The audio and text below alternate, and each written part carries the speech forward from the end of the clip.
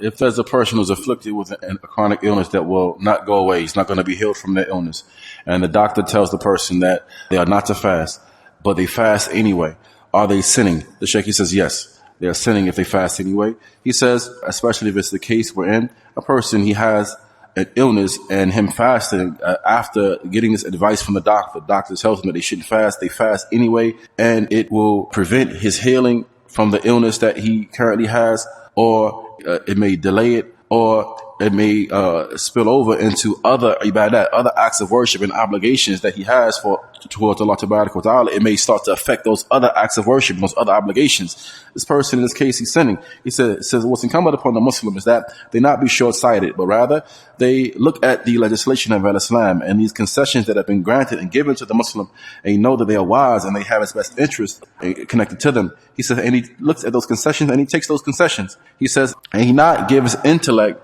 precedence over the legislation. The Messenger of Allah alayhi wasallam, he mentions, take medicine, for example, take medicine, but don't medicate yourself with that which is haram. And so, as it relates to this issue, the person who the doctor has advised them with something and they choose to go against their advice, then this person, then we say, yes, he's a sinner. And some of the scholars, they say otherwise. However, that which is closest to what is correct in the Sheikh's view is that the person who does that, then he's sinning in that case. So therefore, he should look to the legislation of Islam and these concessions that have been granted to him, and he take those concessions.